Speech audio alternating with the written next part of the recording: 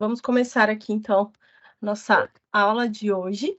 Então, sejam todos muito bem-vindos, muito bem-vindas.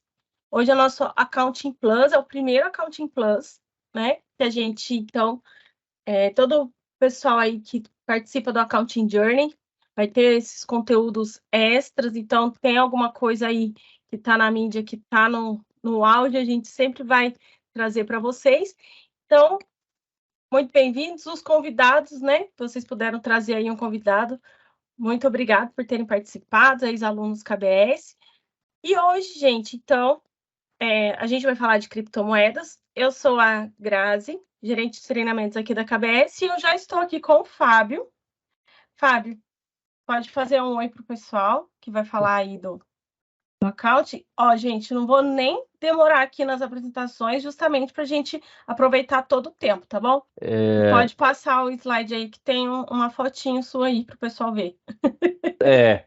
Essa fotinha é um problema. Depois a gente conversa sobre ela. A minha grande preocupação é que essa foto caia em mãos erradas. No dia que ela aparecer na capa do Globo Rural, já falei que eu vou processar a Graziella, porque vai ser o boi mocho do ano sendo premiado no Globo Rural. Eu não vou gostar nada disso. Então, a parte da fotinha a gente devia ter deixado de fora, mas tudo bem. Tá Grazi, linda a foto, Fábio. eu tenho 45 minutos, é isso? Manda ver. Gente, 45 então, minutos. se são 45 minutos, boa tarde a todos. Eu sou o menos importante aqui, então esqueçam a minha foto, esqueçam o meu currículo. Vamos falar sobre cripto, tá certo? A demanda de hoje é conversar com vocês sobre criptomoedas, né? Primeira coisa que eu sempre falo é: criptoeconomia é muito mais do que criptomoedas. Falar de criptoativos é falar da tokenização de qualquer coisa. Um carro pode ser tokenizado, um imóvel pode ser tokenizado, um CDB pode ser tokenizado, uma debênture, mas a gente não vai falar de criptoativos em sentido amplo, a gente vai falar de criptomoedas, que são aqueles criptoativos que são utilizados em transações de pagamentos. Muito bem. Para falar de criptomoedas, a primeira coisa que eu tenho que fazer, mais importante do que a foto do Globo Rural, né, que vocês viram no slide anterior, é essa foto aqui, né? Esse sim é um disclaimer importantíssimo para a gente começar a nossa conversa. Abordar o tema cripto na prática pode ser feito de formas bastante distintas, porque esse é um tema, a criptoeconomia é um tema que congrega múltiplas capacidades, múltiplas áreas de conhecimento. Então, aqui eu estou citando algumas daquelas que me parecem as mais relevantes: a criptografia, a ciência da computação, a economia, o legal e regulatório abraçando isso tudo. Enfim, é uma abordagem necessariamente multidisciplinar, interdisciplinar. Os contadores têm uma participação importantíssima nesse processo, mas acima de tudo, eu hoje quero me apresentar para vocês como alguém que vai efetivamente trazer essa abordagem, eu diria, mais econômica do debate de criptomoedas. A minha formação de base é em economia, o tema da criptomoeda, de fato, em mim, na minha história, né, na minha história de vida, no meu envolvimento com esse tema, de algum modo me devolveu para o debate, para o estudo, para a reflexão sobre economia monetária, e eu quero trazer algumas reflexões com vocês. Primeiro sobre moeda, para depois a gente falar sobre criptomoeda. Beleza? Adoro esse quadro. Adoro esse quadro. Esse quadro foi pintado por um autor, um artista canadense, e ele está exposto numa das salas de reuniões do Banco do Canadá, o Banco Central lá do Canadá. E o que eu gosto nesse quadro? Ele mostra todos os itens, todos os objetos que já foram considerados moeda na história econômica do Canadá. Cara, eu nunca tinha visto um rei de copa ser usado como moeda. Eu adorei esse quadro, não foi por outra coisa, não é pela mãozinha, pelo jogo de cores, é pelo rei de copas. Eu adorei o rei de copas, porque o rei de copas, acima de tudo, ele traz aquele conceito fundamental de que quando eu falo de moeda, eu estou falando fundamentalmente de uma representação de valor. Falar de moeda é falar aquilo que as pessoas aceitam como representação de valor. Pode ser um rei de copas, pode ser a concha, pode ser a ponta de flecha, pode ser a cédula, pode ser a moeda metálica, pode ser o que for, porque acima de tudo, o grande conceito que a gente discute quando traz essa visão histórica, antropológica até de moeda, é efetivamente entender que moeda nasce como uma convenção social. Moeda, acima de tudo, é uma convenção social na medida em que ela é sim uma representação de valor e qualquer coisa pode ser considerada representação de valor, qualquer coisa física ou escritural. Quer dizer, eu falo aqui em ficha de pôquer, ingresso de show, e eu penso em ingresso de cinema. Quando foi a última vez que a gente colocou a mão no ingresso de papel para acessar um cinema, um teatro? A gente usa algo que é uma representação digital daquele nosso direito de acessar a sala de cinema. Não importa se é físico ou digital, importa que efetivamente passa por esse crivo da aceitação social. Moeda é uma convenção social. E aqui a gente começa a trazer, e esse é um tema importante na discussão da criptomoeda, essa lógica de que a moeda antecede o Estado. A moeda não é uma criação do Estado. A moeda foi apropriada pelo Estado ao longo da história econômica da humanidade, mas a moeda, ela fundamentalmente nasce dessa necessidade social de prover liquidação financeira para transações econômicas. Acima de tudo, lembrando o que talvez alguns de vocês tenham estudado bem lá no primeiro ano da faculdade, as funções clássicas da moeda: meio de troca, unidade de conta, reserva de valor, meio de troca. Veja, quando a gente vai buscar a história da moeda, a evolução da moeda, a gente primeiro esbarra com aquela dimensão do escambo, não é? Quer dizer, o que era o escambo? As trocas diretas. E muitos historiadores econômicos dizem, gente, isso é ficção. Não existe essa possibilidade, talvez numa tribo indígena, num grupo, num bando de Homo sapiens, de neandertais, talvez isso tenha sido possível, uma economia muito restrita, mas com uma mínima complexidade de relações sociais, o escambo se torna absolutamente inviável, porque o escambo pressupõe a confluência de interesses. O fulano que produz vaca quer trocar por saca de feijão, e ele tem que encontrar alguém que tenha a quantidade certa de sacas de feijões para trocar por vaca, mas eles não sabem exatamente qual é essa relação, e aí surge a beleza da moeda como aquele meio de troca, aquela mercadoria que se interpõe nessa transação e diz: eu troco a vaca pela moeda, a moeda pelo saco de feijão, e como todos aceitam essa moeda, cria-se essa referência de preços, o conceito da unidade de valor, a unidade de conta, perdão. Então, o meio de troca, a unidade de conta, e na sequência as pessoas percebem que ela é um meio de troca aceito por toda a comunidade, ela efetivamente representa os preços relativos naquela economia, então ela também pode funcionar como reserva de valor.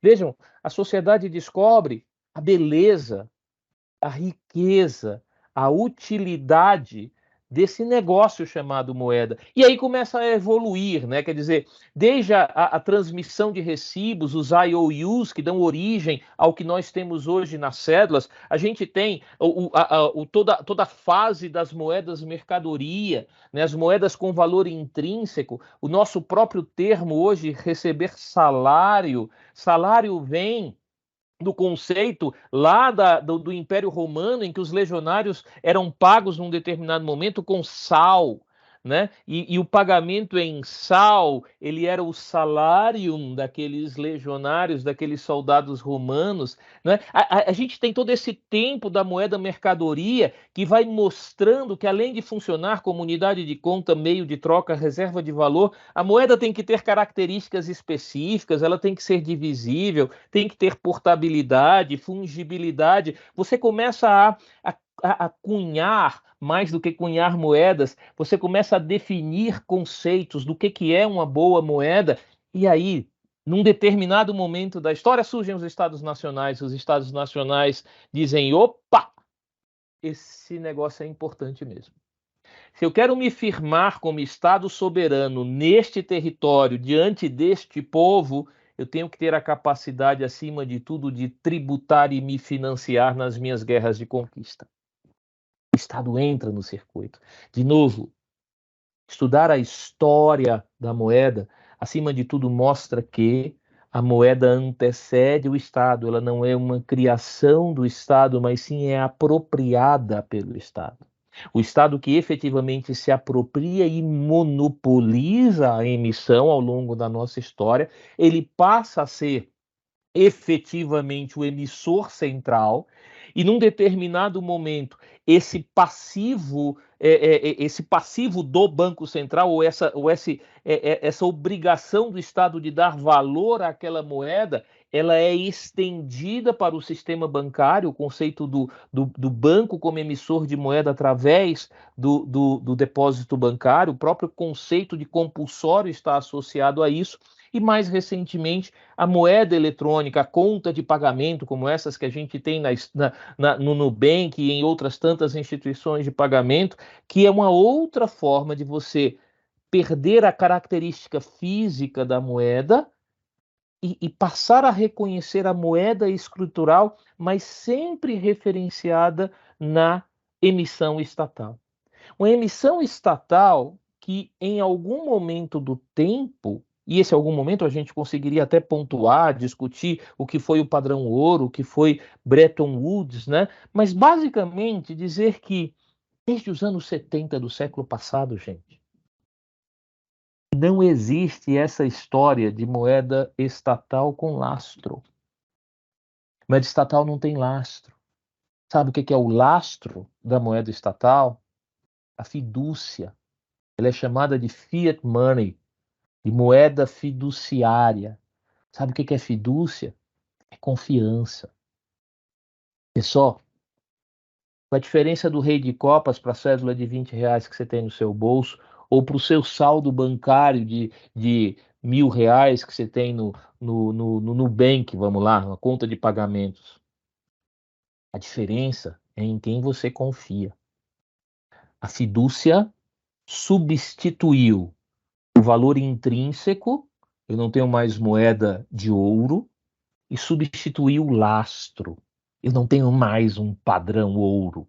Eu não tenho necessariamente reservas em ouro para lastrear as moedas emitidas pelo Estado Nacional. E aí você vai me perguntar, puxa, Fábio, mas espera lá, tá na lei, cara. É isso, tá na lei. Tá na lei. Você chegou no ponto.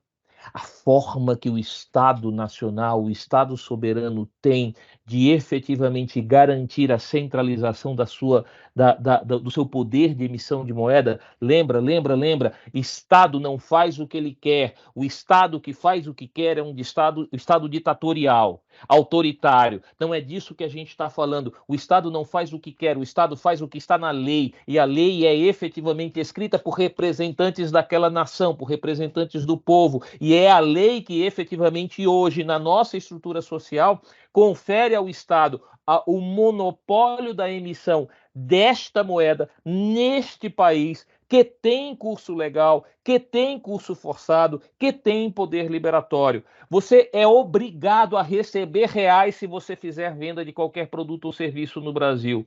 Você é obrigado a receber quem quer lhe pagar em reais. Isso é o conceito, efetivamente, do curso forçado. Eu estou ministrando essa aula. Se alguém quisesse me pagar em bitcoins, eu podia dizer, não, obrigado, eu não aceito bitcoins. Eu só aceito pagamentos em reais e você seria obrigado a pagar em reais.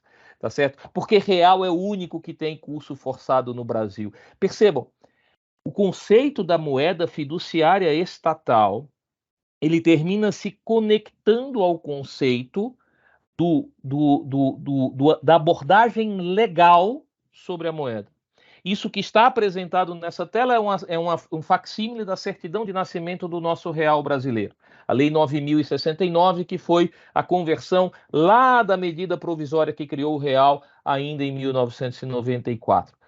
Curso legal, curso forçado, instrumento de pagamento dotado de poder liberatório. E aqui a gente começa a discutir, vamos lá, a gente falou de moeda. conceito de moeda, convenção social, moeda que é apropriada pelo Estado, eu sou o emissor, o Estado que efetivamente consolida o seu papel de emissor único, trazendo para o arcabouço legal daquele país exatamente essa dimensão, só eu posso emitir essa moeda, e esta moeda tem curso forçado, e aqui a gente vai por uma citação que eu acho fantástica, feita pelo Gustavo Franco, no seu livro A Moeda e a Lei.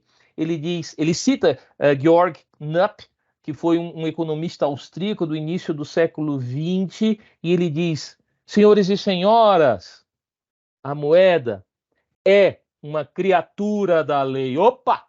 Aí você deu um nó na minha cabeça, Fábio. Você tá me tirando. Você acabou de dizer que a moeda é uma convenção social e você disse que está falando que a moeda é convenção social porque você é economista que estudou história econômica. Agora você me traz um economista do século XX que diz que a moeda é uma criatura da lei.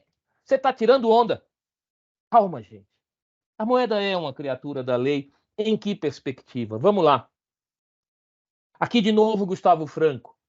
A moeda é sim uma convenção social, mas como é que a sociedade faz valer as suas convenções, aquilo que ela efetivamente acredita que deve ser seguido por todos? Através da lei. Por que a gente anda vestido e não anda pelado como os índios? Porque nós temos leis. As leis disseram, isso é atentado ao pudor, gente. Você não pode sair para trabalhar como veio ao mundo, você tem que colocar roupas. E se você não colocar roupas no meio da rua, a polícia vai te prender. O que é isso? É uma convenção social. A convenção social que está amalgamada na estrutura jurídica do nosso país. É uma convenção social, uma obra humana coletiva, uma construção social geralmente associada a um sistema jurídico e a um Estado nacional. E aqui o Gustavo Franco traz 3 proposições que eu acho fantásticas para a gente entender. Primeiro, o Estado sim é emissor. O Estado sim é emissor porque o real brasileiro só passa a existir quando o Estado o emite. Ponto. Não adianta a Casa da Moeda produzir cédulas de real se o Banco Central do Brasil não coloca em circulação. Como representante do Estado, ele não passa a existir. Segunda proposição, a validade efetiva. Não basta dizer o real é a nossa moeda e fazer como fez El Salvador e começar a aceitar bitcoins no pagamento de impostos. O que o Estado Nacional faz para garantir a efetividade da criação desse moeda? Ele age como um agente econômico importantíssimo naquele sistema, cobrando impostos, pagando fornecedores exclusivamente na moeda fiduciária que ele emite. E aqui vem a terceira proposição, o chamado valor substancial. E aqui a gente tem 2 questões interessantes. A validade proclamada é independente do valor substancial. Eita! Falei enrolado para enrolar vocês? Deixa eu esclarecer. A única pergunta que eu não quero que me façam hoje, por favor, qual é o gentílico de quem nasce no Zimbábue? Eu não faço ideia se é zimbabuano, zimbabuense ou qualquer outra coisa. Por isso, eu apresento para vocês uma cédula de 100 trilhões de dólares do Zimbábue. O que significa uma cédula de 100 trilhões de dólares do Zimbábue? Significa que isto aqui pode ter sim um valor proclamado pelo Estado, tem aqui uma assinatura do presidente do Banco Central ou da Reserva Federal ou de qualquer outra autoridade monetária do Zimbábue. Isso tem uma validade jurídica, mas eu lhes pergunto, isto vale um pão? Isto vale um pão francês? Não sei. Lembra aquele pessoal da Venezuela carregando dinheiro em carrinho de mão para comprar meia saca de produtos de primeira necessidade? A questão é, o curso forçado não tem nada a ver com o efetivo valor dessa moeda. O valor da moeda pertence à sociedade, pertence ao mercado. Caramba, eu que acompanho esse segmento de cripto há alguns anos, é inacreditável você ver o reflexo nas cotações de Bitcoin sempre que você tem eventos políticos em alguns países. País vizinho nosso, toda vez que vai ter eleição, explode a cotação do Bitcoin porque as pessoas têm medo de confisco. Porque as pessoas têm falta de confiança de que o governo será capaz de garantir o poder de compra dessa moeda. Percebam, a gente estava falando de Estado que se apropria da moeda e não uma moeda lastreada em qualquer coisa, não uma moeda que tenha valor intrínseco, mas sim uma moeda que depende fundamentalmente da confiança nele. E aí vem a pergunta: de confiança em quem mesmo, cara pálida? Gente, eu vou completar 53 anos agora em setembro, dia 29 de setembro, dia de São Miguel Arcanjo. 53 anos. Do ponto de vista histórico, é nada. 53 anos, do ponto de vista histórico, é uma gota no oceano. Muito bem. Nós somos república desde 1889. Com 53 anos de vida, eu já conheci 6 padrões monetários brasileiros. 6. E teve o RV no meio. E para quem conhece um pouco de cripto, eu vou dizer, o RV foi a primeira experiência de stablecoin lastreada em dólar da humanidade, se duvidar. Era uma moeda escritural com lastro em dólar. Isso hoje a gente chama de stablecoin lastreada em dólar, tal qual a USDC lá nos Estados Unidos, UST e outras mais. 6 padrões monetários. O BIS, que é conhecido como o Banco Central dos Bancos Centrais, diz, gente, a história é um cemitério de moedas. Percebam? Por que que a moeda morre? Por que que eu chego àquele ponto de ter uma cédula de 100 trilhões de dólares do Zimbábue? Porque a confiança é corroída. E é para isso que a gente cria uma estrutura de instituições que garantem a moeda. Estou falando de confiança. Confiança em quê ou em quem? Aí aparece o nosso amigo Banco Central do Brasil. Os bancos centrais, eles são exatamente o que está escrito aqui. Uma resposta institucional ao desafio da confiança. Banco Central autônomo, vai na lei e deu autonomia ao Banco Central. Autonomia para quê, irmão? O Banco Central tem autonomia para conduzir política monetária, para assegurar a sua principal missão, que é garantir a estabilidade do poder de compra da moeda. O que o Banco Central faz, Copom, é basicamente isso. É administrar o poder de compra da moeda, garantir que a inflação esteja contida para que não seja necessário emitir uma nota de 100 trilhões de reais, por exemplo, no futuro. Mas vai mais do que isso. Então, vê só. Eu tenho uma moeda que depende do Estado, que é uma convenção social, sim, colocada na lei, que define o Estado como emissor, mas o Estado por si só é um ente etéreo, abstrato, não dá para confiar nesse ente abstrato. Eu tenho uma estrutura, uma instituição chamada Banco Central, que efetivamente tem lá um grupo de pessoas que teoricamente são iluminados por Deus, sei lá eu, mas definem taxas de juros, política monetária, definem a estabilidade, os meios para entregar a estabilidade do poder de compra da moeda. Mas pera lá! Quando eu falei da bendita da história da moeda, falei que o Banco Central, ou o Estado Nacional, também admite as moedas escriturais no setor bancário, no setor de pagamentos, né? A moeda eletrônica, o e-money, né? E os depósitos bancários. O que que isso significa, gente?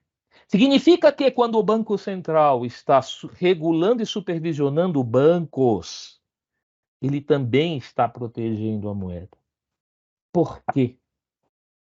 Porque aqui entra a história da confiança, não apenas no Estado emissor, mas naquele conceito do agente intermediário centralizador. O que é isso?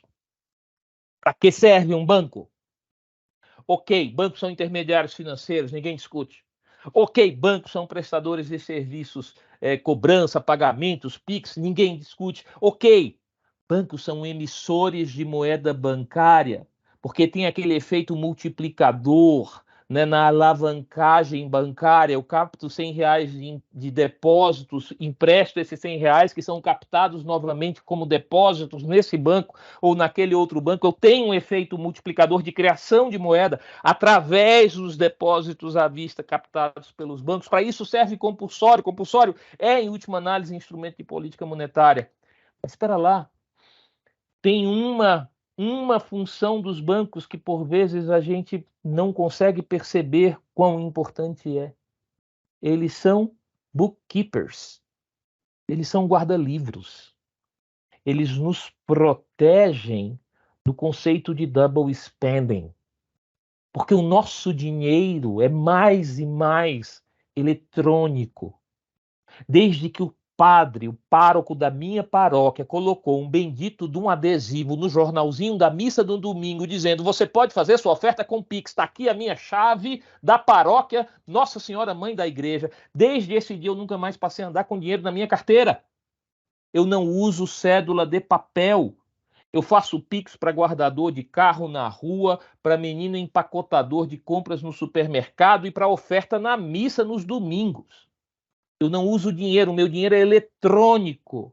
Agora vê só, todos vocês já usam o WhatsApp e já transmitiram memes e figurinhas e videozinhos engraçados, etc, etc, etc. Percebe? E qualquer coisa eletrônica é copiável.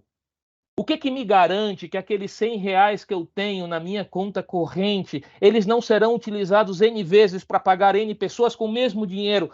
Porque eu tenho um agente centralizador.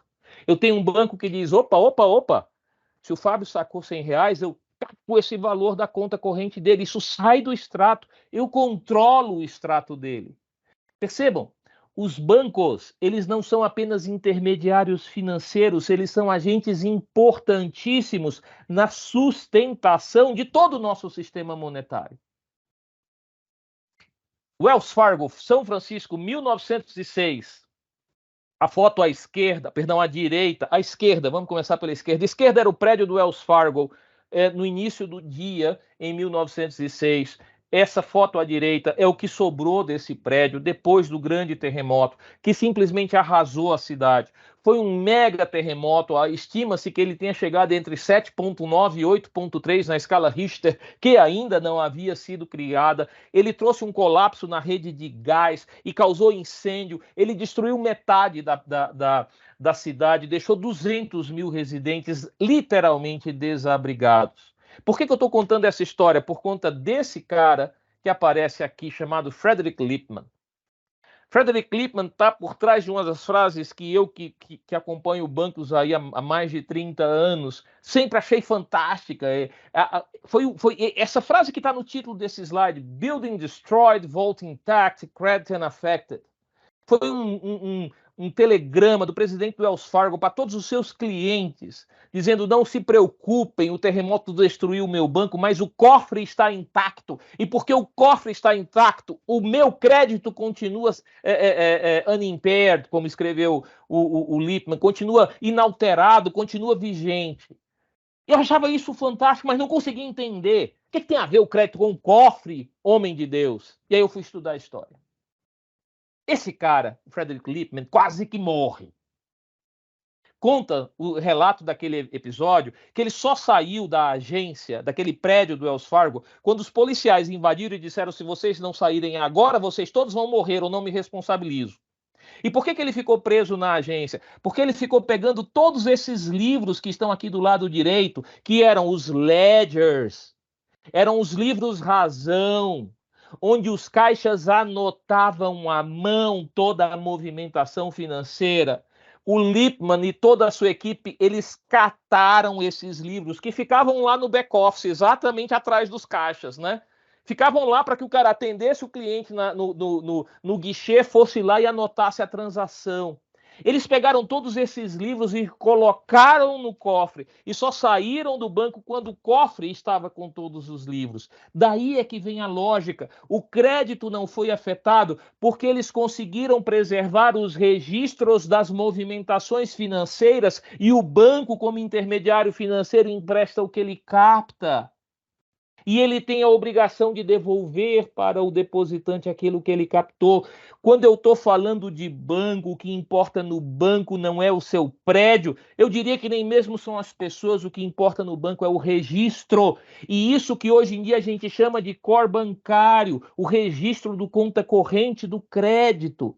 Hoje os bancos centrais no mundo todo exigem sites de contingência. Nos Estados Unidos é uma coisa engraçada. Você tem um parque de TI na costa leste e outro na costa oeste. Porque se houver um ataque nuclear, uma catástrofe natural na costa leste, o da costa oeste toca o banco normalmente. Bancos que nós temos agências de bancos em Cayman, ou representações de bancos brasileiros em Cayman, tem site de contingência em Nova York, longe do Caribe, porque se forem devastados por furacões, a partir de Nova York eles tocam a operação do banco. Vejam, isso que o Frederick Lippmann fez salvando esse ledger é o que hoje os bancos centrais exigem em relação aos sistemas. Aqui está o banco, o registro do extrato está aqui. E é muito curiosa a história disso daqui. Eles dizem que, de fato, eles conseguiram, apesar de ter ficado queimado aqui nessa parte de cima, porque o cofre ficava no térreo, com o incêndio ele afundou, foi cair no porão e ficou literalmente em banho-maria, né? Era fogo e água, e ele queimou a parte de cima do ledger. E o que eles fizeram? Eles conseguiram reconstruir os saldos pela memória e pelos saldos de transporte a transportar. Muitos de vocês devem conhecer o termo working paper, o papel de trabalho. Eu já abri papel de trabalho em papel, literalmente, eram papéis de trabalho, eram folhas de 7 colunas, 14 colunas, e quando era muito grande você tinha, assim como você tinha também nos livros razão feitos à mão, o saldo a transportar, que era amarrado com o saldo de transporte na folha seguinte. Gente, sabe o que é mais legal? Quando você coloca o saldo a transportar e o saldo de transporte, você transforma cada folha desse livro razão num bloco de informações. E esse bloco de informações, ele é amarrado com o bloco seguinte, exatamente pelo saldo a transportar e o saldo de transporte. O que você está querendo dizer com isso, cara pálida? Agora a gente pode falar de criptomoeda de blockchain. Agora a gente pode. Porque agora a gente vai conseguir entender que falar de criptomoeda, em primeiro lugar, é falar de uma moeda que não é emitida pelo Estado Nacional. É uma convenção social de um grupo de pessoas que acreditam no valor daquilo ali, tanto quanto os canadenses lá de 1000 e qualquer coisa acreditavam na bendita do bendito do rei de copas como token representativo de valor. Primeira informação, sai o Estado Nacional. Bancos centrais nunca gostaram de falar de criptomoeda por um motivo muito simples, porque a disrupção nos olhos dos outros é refresco. Fintech é linda, maravilhosa, porque está causando disrupção nos bancos. Está trazendo competitividade. Parabéns, fintechs. Vamos acolher as fintechs. Ótimo, boa, beleza. Estou de acordo. Estou com você, Banco Central do Brasil. Mas quando eu falo de criptomoeda, eu estou falando da disrupção da função do Estado Nacional como emissor único de moeda na sociedade. Primeira coisa, entender criptomoeda é entender que ela não é uma moeda emitida pelo Estado Nacional. Segunda coisa, não apenas disrupção do Estado como emissor central, disrupção de todo o sistema monetário baseado na existência de agentes intermediários centralizadores. Vejam, aqui do lado esquerdo da sua tela, você tem exatamente o que tem hoje. Quando você faz um Pix, você não faz um Pix para outra pessoa. Eu tô devendo R$10 para a Grazi. Eu faço um Pix para ela. Não! Quando você faz um Pix para a Grazi, a minha conta é no Banco do Brasil, a da Grazi é no Santander. Eu aviso para o Banco do Brasil, eu quero passar um Pix para a Grazi, tá? Eu sou o Fábio, tal CPF. Ao Banco do Brasil, ok. O Fábio quer passar um Pix para a Grazi. O Banco do Brasil vai lá no Banco Central. O Banco Central é o seguinte: eu estou aqui transferindo R$ 10 para a conta do Santander, porque o Fábio está transferindo para a Grazi, ok? Ah, e para fazer essa transferência, ele veio aqui, Banco Central, aqui no seu diretório de informações de contas transacionais, o DICT, e verificou que essa chave realmente pertence à Grazi, tá bom? Tá? Ah, tá, beleza, beleza. Aí o Banco Central admite ou processa essa transferência do Banco do Brasil para o Santander, e aí o Santander, tendo a informação que o Fábio está transferindo para a Grazi, ele desce o dinheiro para a Grazi. Essa é a existência do agente intermediário centralizador. Esquece isso. A criptomoeda prescinde de bancos. O grande mote desde o início era be your own bank. Você não precisa de banco, mas não precisa de banco. Por quê, cara pálida? Porque eu montei uma rede de nós validadores que vão receber essa mensagem. O Fábio quer transferir bitcoins ou qualquer outra moeda para a Grazi. Eles vão validar que eu tenho saldo, que a Grazi tem um endereço válido e vão processar essa transação. Mas processar essa transação como? Se o meu extrato... Onde é que está o meu extrato? Eu acabei de dizer que o Banco do Brasil ia cortar os tais dos R$ 10 do meu extrato. Onde é que está o meu extrato? Teu extrato está distribuído. Teu extrato está em toda a internet. O teu extrato está em qualquer computador que tenha baixado o blockchain do Bitcoin. E aqui você começa a entender o porquê do termo cripto. Cripto quer dizer escondido. Criptografia. Eu vou esconder o que estava escrito. Nessa estrutura, o meu extrato de Bitcoins é público. Mas o meu extrato de Bitcoins não está associado ao meu CPF, ao meu nome. Está associado a uma chave criptográfica. Percebem? Eu consigo distribuir o extrato, criar uma rede de validadores que tem as picaretas não porque eles sejam picaretas, mas porque eles se assemelham aos mineradores de ouro, né? Então essa rede é chamada da rede dos mineradores que validam as transações, processam as transações e fazem o registro nesse ledger distribuído, nesse livro razão distribuído. Lembra daquele livro queimado lá do Frederick Lippmann? Esse livro queimado foi transformado, convertido em registros eletrônicos, digitais, criptográficos e distribuído. Não tem mais cofre, porque ele é público. Só que aquele saldo a transportar e o saldo de transporte que amarravam os blocos de cada folha, hoje em dia também são hashes criptográficos que amarram esses blocos de informações, tornando esse processo de registro imutável imune a fraudes no Bitcoin, no blockchain especificamente, quer dizer, você tem fraudes, você tem problemas acontecendo no entorno, mas não no blockchain. É auditável, é imutável, é efetivamente imune a fraudes. Bom, mas para lá, como é que isso funciona? Mais ou menos como eu falei. Pagamento eletrônico sempre foi, e até onde eu consigo olhar para frente continuará sendo, basicamente uma mensageria. O que é um pagamento eletrônico? Fulano quer pagar ciclano. Acabou. É isso. E ele informa. Ah, mas eu fiz uma compra na Marisa. A Grazi chega. Eu fiz uma compra na Marisa. Comprei uma camisa na Marisa. Uma blusa, né? Camisa é coisa de homem. Uma blusa na Marisa. Eu espetei meu cartão e a Marisa recebeu o pagamento. Você espetou seu cartão? Daquela bendita, daquela maquininha. Aquela... E eu vou simplificar aqui, tá? Vou simplificar horrores. Aquela credenciadora, vamos imaginar, a GetNet, a Estônia, a Cielo, qualquer uma delas. Pegou a mensageria. A Grazi quer pagar a Marisa.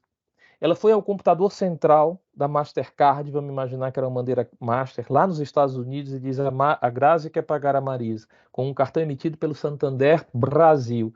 Lá nos Estados Unidos, eles consultam o Santander Brasil e perguntam, vem cá, a Grazi tem um cartão válido? Tem limite para fazer essa compra? O Santander Brasil diz, ok, Mastercard, ela tem limite, o cartão dela é válido. A informação volta para os Estados Unidos, desce dos Estados Unidos de volta até a Marisa, para sair na maquininha transação aprovada. Isso é mensageria. É assim que funciona, de uma maneira super simplificada, uma transação de pagamento com cartão de crédito. Falar de criptomoeda é exatamente a mesma coisa. Só que ao invés de você ir para o computador central, lembra? A criptomoeda mata o agente intermediário centralizador. Ela não vai para o computador central da Master, não vai para o computador central da Visa, ela vai para a rede. A rede valida isso daí, empacota nos blocos e efetivamente produz o efeito daquela transação. Caramba, como eu já falei e o meu tempo já está indo embora, mas eu vou passar algumas informações importantes. Tudo isso com criptografia assimétrica. O Fábio não existe, existe a criptografia. Puxa, como é que isso funciona? Fazer uma analogia muito tosca. Muito tosca. E-mail. Vou fazer até uma melhorzinha. Pix. Você tem uma chave Pix. Tinha gente no começo que dizia, eu não vou fazer chave Pix porque eu tenho medo de ser roubado. Meu amigo, a chave Pix, se você é velho como eu, lembra dos tijolões que eram as listas do catálogo telefônico, né? Que tinha um nome, o endereço, o telefone? Pois é, cara, a chave Pix, ela simplesmente ela indica o endereço. É como o teu endereço de e-mail. Se alguém conhece o meu Gmail, não vai fazer nada comigo. É simplesmente conhecer o meu Gmail. Porque aquilo ali é a minha chave pública, é como eu me apresento para a sociedade, é o endereço para onde as pessoas vão mandar recursos. Isso é a chave pública. Mas eu tenho também uma chave privada. O que é a chave privada? Pensa que é a senha do e-mail, a senha da conta bancária. O cara sabe a tua chave Pix, ele consegue mandar dinheiro para você. Só quem tem a tua senha da conta bancária consegue usar esse dinheiro. O cara tem o teu endereço de e-mail, manda uma mensagem para você. Só quem tem a senha da tua caixa de correio consegue acessar aquelas mensagens e retransmiti-las. É assim que funciona. Quando as pessoas falam, eu vou fazer custódia de Bitcoin no banco A ou na exchange B. Cara, você não está fazendo custódia de Bitcoin coisíssima nenhuma, você está fazendo custódia das chaves criptográficas, das tuas senhas. Sabe por quê? Porque, fundamentalmente, aqui não existe reconhecimento de identidade. Aqui não existe reconhecimento de identidade. Aqui o que existe é reconhecimento de senha, de chave criptográfica. Existe um outro mantra no ecossistema cripto, not your keys, not your coins. Se essa não é a sua chave, você não tem a propriedade dessas criptomoedas. Percebe? Quando o banco A ou a exchange B diz eu faço custódia dos seus criptoativos, ele não está fazendo custódia do criptoativo. Lembra? O meu Bitcoin é um registro eletrônico. Aonde ele está? Em lugar nenhum e em todos os lugares. Ele está em qualquer computador no mundo que tenha baixado o bendito do blockchain do Bitcoin, porque ele é o meu extrato. O Bitcoin não existe. O Bitcoin é simplesmente um registro num extrato, um extrato que está distribuído por toda a internet. Pensa dessa forma, tá? Ora, se ele é simplesmente um registro no extrato, que está distribuído, eu não tenho um agente centralizador para chegar e me identificar, veja, eu sou o Fábio, essa é a minha conta. Caramba, se eu não tenho a minha chave na mão, eu não tenho meus bitcoins como minha propriedade. Essa é a grande sacada. Falar de custódia é custodiar a chave criptográfica. E aí eu uso um pouco dessa figurinha que apareceu num documento do BIS, o Banco Central dos Bancos Centrais. Na centralização funciona a lógica, eu sou e, portanto, eu tenho. Eu me identifico. A minha propriedade está associada à minha identidade. No mundo distribuído da criptoeconomia, eu conheço e, portanto, eu tenho. A propriedade está associada ao conhecimento da senha, que é a chave privada. Custódia em criptomoedas é custódia de chave privada. Meu tempo já está quase acabado e eu ainda tenho aqui metade dos slides para mostrar. Grazi, me dá 10 minutinhos, vai, Grazi, por favor. Continua aí, Fábio. Beleza. Me dá 10 minutos. Beleza. Aqui eu vou começar a passar batida em alguns slides. Aqui eu acho muito legal e eu desde já autorizo o compartilhamento desses slides. O pessoal do Financial Stability Board, se a memória não me trai, eles trouxeram exatamente essa lógica. Disse, cara, vamos lá. Aqui, olha para a figurinha da direita, né? Aqui eu tenho os bancos centrais cada vez mais falando das suas moedas digitais, né, as chamadas CBDCs, Central Bank Digital Currencies. A gente vê aqui no Brasil, Roberto Campos Neto, presidente do Banco Central, toda semana está fazendo alguma apresentação falando sobre o projeto real digital. É isso, é um CBDC. O caso brasileiro é um caso bem típico, é como se fosse uma criptomoeda emitida pelo Banco Central, basicamente isso. E as pessoas começam a discutir o seguinte, veja, o que é a criptomoeda emitida pelo Banco Central? O que é a CBDC? Gosto muito da comparação, vocês já viram que eu gosto de história, né? A comparação da reforma protestante e da contra-reforma na Igreja Católica. Esse pessoal de Bitcoin e outros que tais, eles são os protestantes. É Martinho Lutero, Calvino monetário aqui. Eles contestaram essa hegemonia, esse monopólio da religião monetária representado pela Igreja Católica de Basileia, ou Igreja Católica do Banco Central, ou qualquer coisa. E aí a Igreja Católica monetária reage a esse movimento protestante e diz: opa, pera lá, eu vou rever meus conceitos. E, gente, foi impressionante o benefício que o Bitcoin nos trouxe. Por mais que vocês nunca tenham tido um único Satoshi, Satoshi é a menor fração, né? 10 elevado a menos 8, 8 casas decimais, na verdade, 8 casas decimais à direita do zero, né? Da vírgula, perdão. Por mais que vocês nunca tenham tido um Satoshi em carteira, vocês foram beneficiados pelo Bitcoin. Porque o Bitcoin questionou a eficiência do sistema de pagamentos internacionais, as remessas internacionais. O Bitcoin questionou a eficiência dos sistemas de pagamentos domésticos. Então, se hoje a gente tem um SWIFT melhor, se a gente tem sistemas de pagamentos instantâneos pelo mundo todo, né, os PIX pelo mundo todo, se a gente hoje tem efetivamente os bancos centrais discutindo tokenização da economia e tokenização da moeda, a gente deve a uma reação competitiva, a uma ameaça competitiva chamada criptomoeda de emissão privada. Tanto as criptomoedas de primeira geração, os bitcoins e seus primos, né? Quanto aquelas stablecoins, a mais famosa delas foi uma que nem chegou a existir, que foi a Libra, que foi proposta por um consórcio de empresas em 2019, liderada pelo Facebook. Então os caras começam a discutir o que é fator de atração e fator de impulsão, o que chama as pessoas para as criptomoedas, o que empurra as pessoas para as criptomoedas, né? E aqui você tem alguns fatores, eu não vou passar por todos eles, mas eu queria chamar a atenção para alguns aspectos que são negativos. Aqui ele fala padrões de lavagem de dinheiro e de combate do financiamento ao terrorismo reduzidos, né? Retorno de investimento especulativo. Isso daqui é negativo. E não bate com esse slide que eu acho fantástico, né? Eu digo que ser professor é dominar a nobre arte de reciclar slides. Isso é, acima de tudo, o ser professor, né? Ser professor é dominar a arte de reciclar slides. Esse slide eu reciclo desde a primeira aula sobre criptomoedas que eu ministrei na minha vida já há alguns anos, porque eu acho fantástica para mostrar a visão dos criptofanáticos, dos criptoentusiastas. Se o dinheiro não pode comprar o seu amor, talvez o Bitcoin possa, né? E eu acho isso fantástico, porque se por um lado você tem os criptofanáticos, os criptoentusiastas, de outro você tem os criptocéticos, você tem os cripto-hostis, basicamente representados pelos caras de bancos centrais. E basicamente quando eles olham o discurso dos criptofanáticos, dos criptoentusiastas, eles dizem, cara, esquece, isso não é dinheiro do futuro, não está promovendo descentralização, desintermediação, não está promovendo inclusão. Isso daqui, na verdade, tem uma série de fragilidades. Você tem fragilidade nas funções da entrega das funções de moeda. Veja, isso é ativo especulativo, isso não é reserva de valor coisíssima nenhuma. E um ativo especulativo é uma mão na roda para pilantras fazerem esquemas Ponzi, esquemas de pirâmide.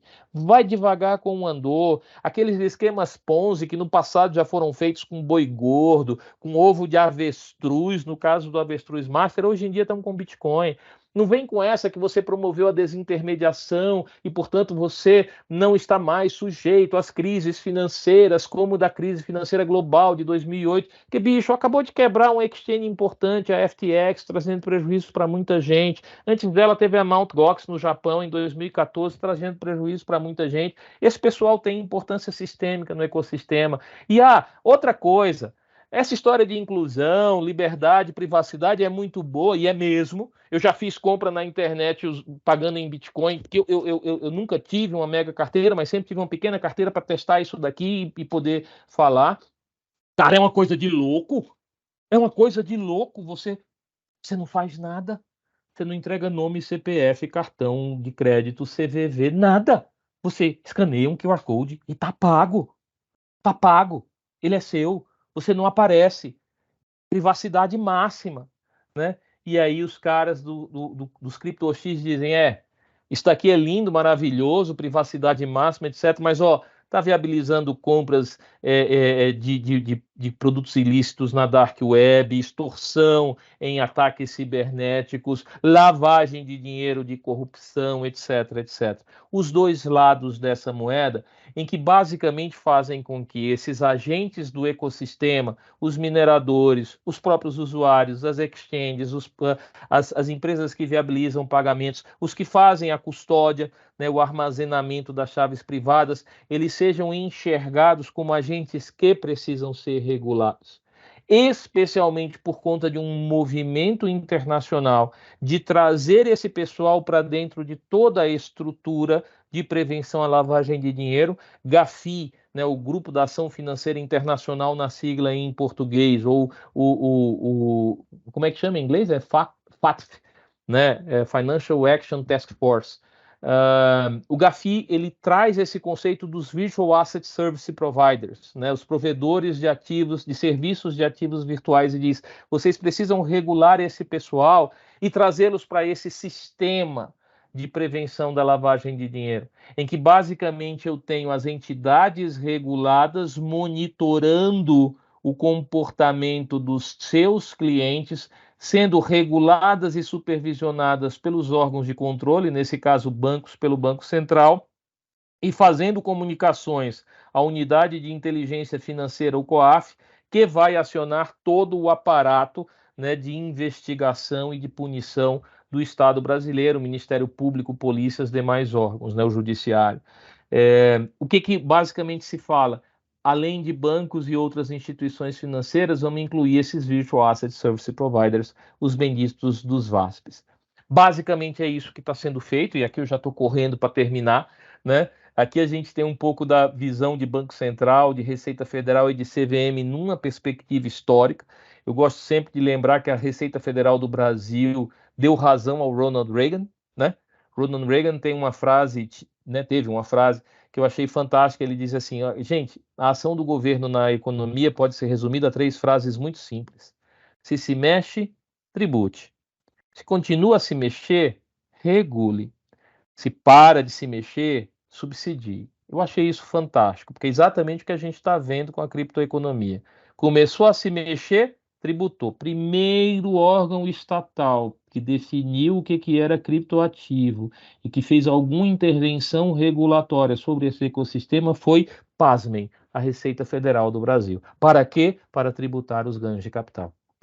Agora, final do ano passado, foi editada a Lei 14.478, que efetivamente representa um marco legal, um marco regulatório de criptoativos e que deve colocar no Banco Central e na CVM a responsabilidade por regular os agentes, aqueles prestadores de serviços de ativos virtuais e todas as instituições reguladas que operam isso, atividades de ativos virtuais. Itaú vai fazer, ou já está fazendo custódia de chaves privadas. Opa, ele é um banco executando uma atividade que ainda não é regulada, portanto, ele vai passar a ter regulação sobre essa atividade de custódia.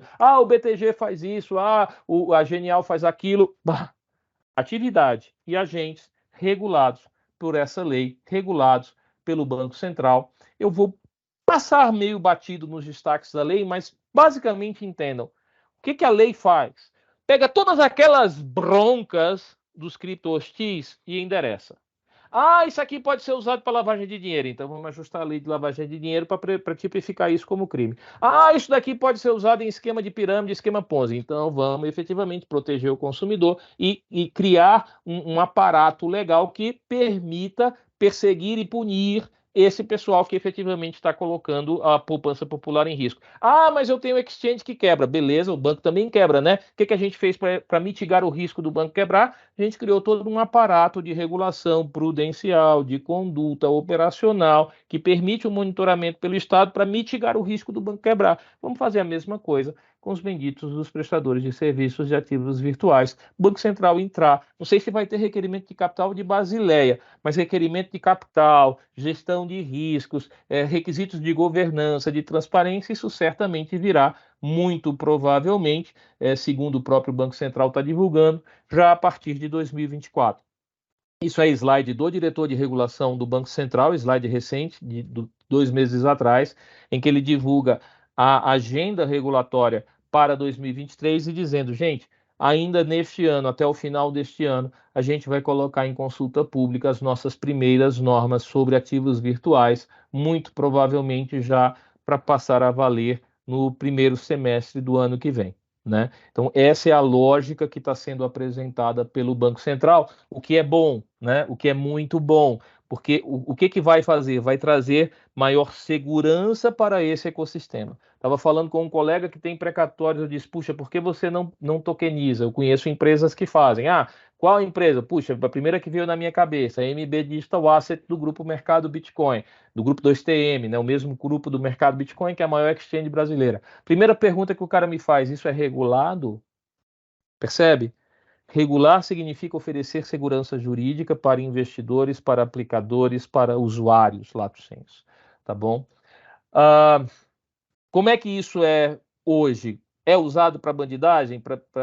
É usado.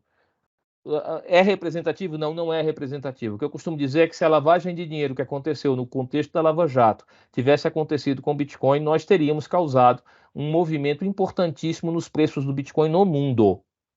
O Bitcoin disponível no Brasil não teria dado vazão para lavar a quantidade de dinheiro que foi lavado na Operação Lava Jato. Né? Então, existe uma participação de ativos virtuais em atividades ilícitas? Lógico que existe. Lavagem de dinheiro, esquemas Ponzi, fraudes, existe. Isso é representativo no ecossistema? Não, não é representativo no ecossistema e não é representativo na economia. Grande preocupação, já me encaminhando aqui para o final, Lei da Bandeira Vermelha. Essa imagem, ela mostra o encontro de duas tecnologias. Tecnologia que vai, a charrete puxada por cavalo, e aqui vem os veículos autopropulsados, que hoje a gente chama de automóveis ou de carros, né? A Lei da Bandeira Vermelha era a lei das locomotivas de 1865, essa é a inglesa, teve algo similar nos Estados Unidos. E vejam que curiosa essa regulação. Eu grifei aqui os deverás. Quando a gente está fazendo controles internos em instituições reguladas, é a primeira coisa que a gente olha, né? Quais são as obrigações regulatórias? O que o cara deve fazer como entidade regulada? Tem que ter um controle associado para mitigar o risco de descumprimento, o risco de inconformidade, de compliance, de descumprimento regulatório. Vê o deverá. Olha, uma das pessoas, daquelas que eu obrigo que estejam na estrutura de condução desse negócio chamado automóvel, né? Enquanto qualquer locomotiva estiver em movimento, deverá precedê-la a pé, deverá, por pelo menos 60 jardas e deverá, carregar uma bandeira vermelha constantemente exposta e deverá, avisar os cavalheiros e condutores de cavalos da aproximação dessas locomotivas e deverá sinalizar ao condutor quando for necessário parar e deverá, de novo, ajudar os cavalos e carruagens puxadas por cavalos a passar por elas. Qual é o grande medo da regulação? Ser uma regulação que proteja o status quo e não uma regulação que promova a inovação. Isso está na lei, a diretriz de promover a inovação. E isso precisará estar na cabeça de todos nós que participaremos desse debate regulatório com o Banco Central. Sim, há problemas nas criptomoedas.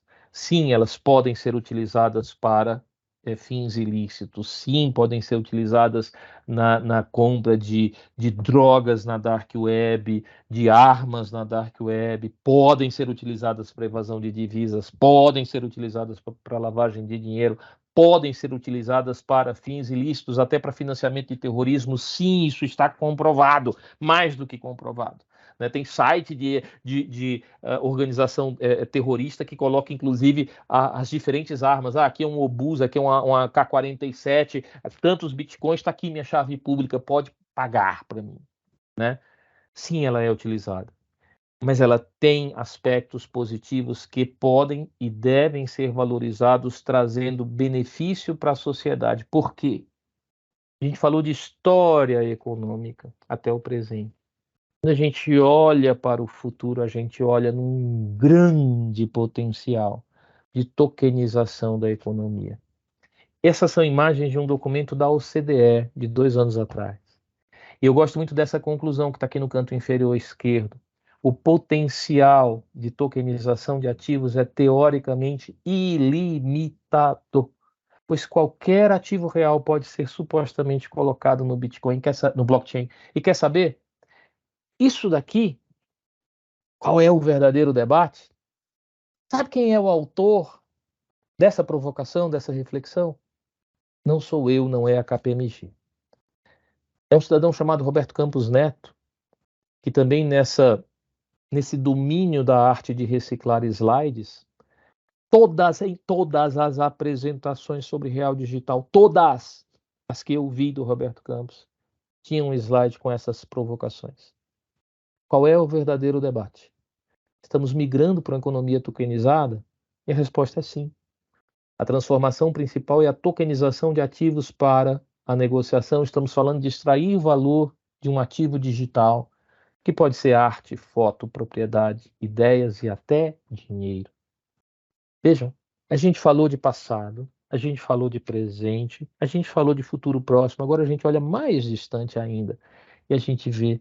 Quando esses caras do Banco Central falam, vamos tokenizar o nosso dinheiro, vamos emitir uma criptomoeda soberana, um real digital, eles estão dizendo, opa, lá atrás, quando eles criaram o IOU, que são, vamos lá, os antepassados nas nossas cédulas, qual era a realidade? Eles tinham um comércio internacional em navios. Não fazia sentido levar N onças de ouro pesando no porão do navio para pagar a compra de especiarias no norte da África ou no Oriente Médio ou na Ásia. Não fazia sentido. Economicamente não era uma liquidação financeira eficiente. O que os caras fizeram? Criar um recibão. Um recibão, eu te devo. E o recibão dizia: olha, o portador deste pedaço de papel que tem a assinatura deste banqueiro, ele tem direito a tantas onças de ouro que estão depositadas no meu banco em Veneza. Percebem? A evolução da moeda tem a ver com a evolução das transações econômicas. A economia se tokeniza, a moeda evolui para um ambiente tokenizado, para uma criptomoeda, seja de emissão estatal, seja de emissão privada, porque, de novo, é a reforma e a contra-reforma. A Igreja Católica continua sendo hegemônica do mundo, tendo teoricamente o maior número de seguidores. Mas eu não posso negar a existência, o crescimento e os benefícios que as igrejas protestantes elas efetivamente trazem. Gente, era isso. Obrigado pela atenção de vocês. Imagina, Fábio, a gente que agradece. Pessoal, quem tiver dúvidas aí, pode deixar aqui no chat ou levantar a mão, que eu só vou dar um recadinho e aí a gente já pode responder as perguntas de vocês, tá? Então, quem precisar ir, tudo bem, a gente estourou aqui um pouquinho, não tem problema. Mas eu só queria dar um recadinho que a gente tem aqui alguns cursos para começar da KBS aí, combinação de negócios, ESG, finanças sustentáveis. Então, se alguém tiver interesse, vou deixar aqui para vocês o contato dos nossos consultores. E aí, se vocês quiserem detalhes, tudo, a gente vai conversando, tá? Vou pedir também para vocês não deixar de responder uma pesquisa de satisfação para a gente. Podem falar o que vocês acharam do tema. Se vocês tiverem até alguma sugestão de outro tema que vocês queiram ouvir, a gente pode fazer essas lives aqui. É 1 horinha, mas a gente aprende bastante coisa. Vou deixar aqui para vocês o link da pesquisa de satisfação também. E o curso aí para vocês conhecerem. A gente vai mandar o material. e a gente vai mandar o link no e-mail para vocês também, tá bom? Se alguém quiser fazer alguma pergunta, quiser levantar a mão aí ou mandar no chat. Fábio, ó, já falaram aqui que fenomenal aí a sua aula, viu? Você é super didático e o pessoal tá gostando. O pessoal tá gostando da apresentação, viu, Fábio? Todo mundo mandando um beijo aqui para você. Legal.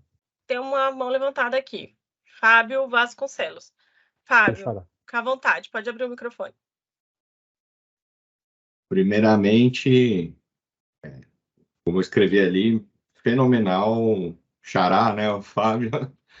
É uma honra aqui fazer parte da mesma empresa. Até como leigo no assunto e entrando agora aí nos seus conhecimentos que foram super esclarecedores, ventila-se muito essa questão principalmente nos países que exportam e tradam com petróleo, dessa mudança de lastro do dólar para o mundo cripto, né? Uhum. Na opinião do senhor, o senhor acha que isso vai ser uma grande disrupção e transformar o ecossistema econômico do mundo e qual reflexo que isso teria para os Estados Unidos e uma reação dos Estados Unidos frente a isso? Eu queria ouvir um pouquinho do senhor, já agradecendo desde já. Obrigado pelo senhor, em primeiro lugar, tá certo? Assim, na boa, quando o cara já tá ficando velho... É pelo respeito do alto nível, não é pela idade, não. Valeu. Fabião, sendo muito franco, a gente está vendo um pouco daquele conceito da ascensão e queda das grandes potências, né? O livro. Claramente a gente está experimentando, vivenciando um momento histórico de declínio da economia americana, da nação americana como nação hegemônica no mundo. Isso é pacífico em N aspectos. E sobre essa questão específica, né, das criptomoedas, do surgimento de alternativas ao dólar, eu achei muitíssimo curioso, há uns 2 anos atrás, saiu uma mesa de debates em Harvard, em que eles trouxeram um ex-secretário de Segurança, o Larry Summers, que foi ex-secretário do Tesouro, outros estrelados do governo americano, professores de Harvard e alunos, simulando um war room, né, uma sala de guerra, no seguinte evento de crise. A CBDC chinesa tinha dominado a Ásia como a moeda corrente na Ásia e tinha sido utilizada para financiar o programa nuclear da Coreia do Norte, que agora ameaçava os Estados Unidos. Perceba, do ponto de vista estratégico, em termos de geopolítica, os Estados Unidos estavam discutindo com seus estrelados da economia e do serviço público exatamente o que fazer para conter o avanço da moeda chinesa, que é também uma criptomoeda de emissão estatal, lato sensu, tá? Falando de sentido muito abrangente. Então, claramente, e outra, quando você vai olhar de novo na evolução histórica, quando começou essa história de discutir CBDC, a moeda digital de Banco Central, começou lá pelos idos de 2014, 2015. Mas sabe o que acontecia? As pessoas estudavam o tema. O próprio Banco Central do Brasil chegou a publicar um paper em 2018, pouco antes de lançar o projeto Pix, dizendo: olha, eu estudei o meio circulante digital. Era assim que eles chamavam lá em 2018. Eu estudei, acho que é legal e tudo mais, mas eu não vou implementar, eu vou implementar o Pix. Isso acontecia. Os países estudavam CBDC e não aceitavam CBDC, achavam que não valiam a pena. Houve um ponto de inflexão, foi 2019. Sabe o que aconteceu em 2019? 2019, o consórcio Libra, liderado pelo Facebook, disse: eu vou lançar uma moeda, uma criptomoeda estável, que não vai ter essa volatilidade do Bitcoin, que vai rodar em todo o mundo, permitindo remessas internacionais a custo baixíssimo, porque vai rodar na minha pequena rede, que à época tinha 2,4 bilhões de usuários, só Facebook. E olha que o consórcio Libra também tinha Visa, também tinha Master, também tinha Uber, também tinha uma série de outras empresas. Cara, aquilo foi um ponto de inflexão para que os bancos centrais passassem a discutir seriamente CBDC, e hoje mais de 90 países ou já estudam, ou já têm implementado, ou efetivamente já estão testando soluções.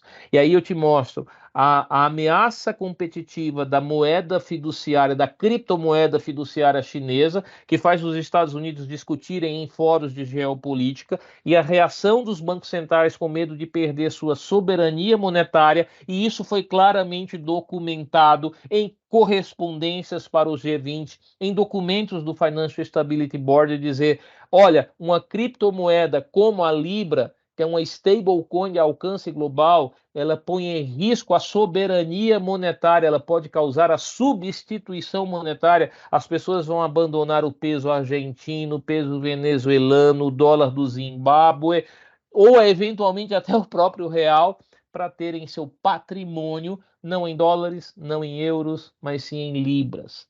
Então, efetivamente, sim, esse jogo, né, de moedas digitais de países impacta a geopolítica, e sim, a presença dessas stablecoins que permitem a fuga desse aparato regulatório do Estado também causa medo.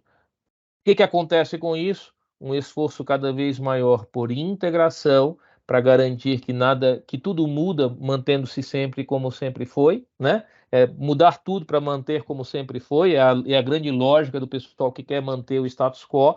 Então, muita integração no nível dos países, e o BIS está fazendo muito isso, e um fortíssimo esforço de regulação para domar esses protestantes monetários, que são os emissores de criptomoedas privados. Tá? Então é assim que eu vejo, Fabião, em linhas gerais, e aí como a gente é da KP, a gente conversa aí nos corredores, lá na Verbo Divino. Tá bom? Obrigado, Fábio, cara. tem uma pergunta aqui no chat, que é de outro Fábio, Fábio Bonilha. Dominaremos o mundo. É.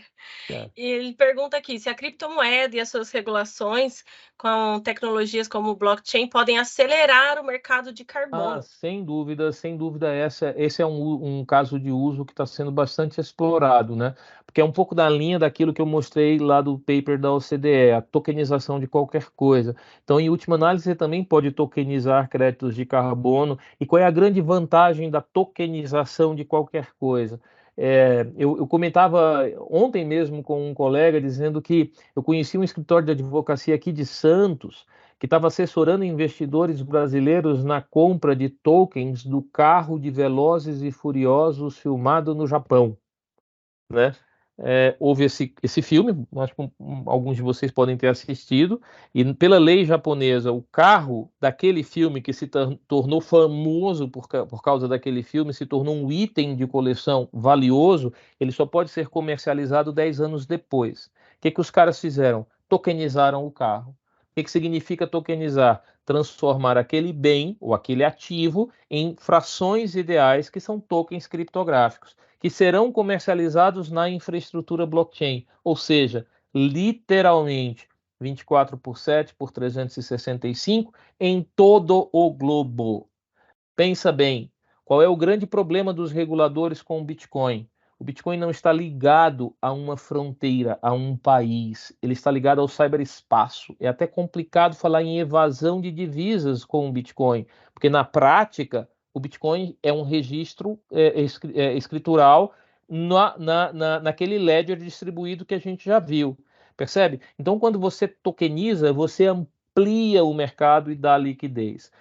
É lógico, o carro de Velozes e Furiosos no Japão está custodiado por um ente conhecido, existem relações jurídicas contratuais desses entes com os investidores, etc, etc, etc. Da mesma forma, tokenizar créditos de carbono não vai prescindir de agentes que validem, que não permitam a reciclagem desses créditos de carbono, mas que efetivamente tragam segurança para que investidores do mundo todo, e podem ser pequenos, pode ser uma professorinha da Noruega, um mega investidor de Wall Street, ou um cara que não sabe onde colocar o dinheiro dele lá no Ceará.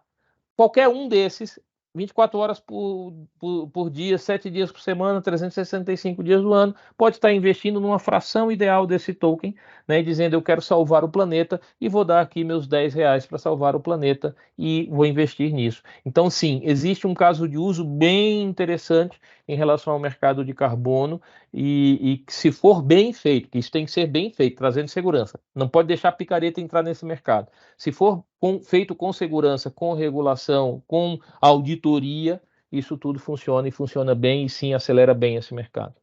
Tá bom? Então tá certo.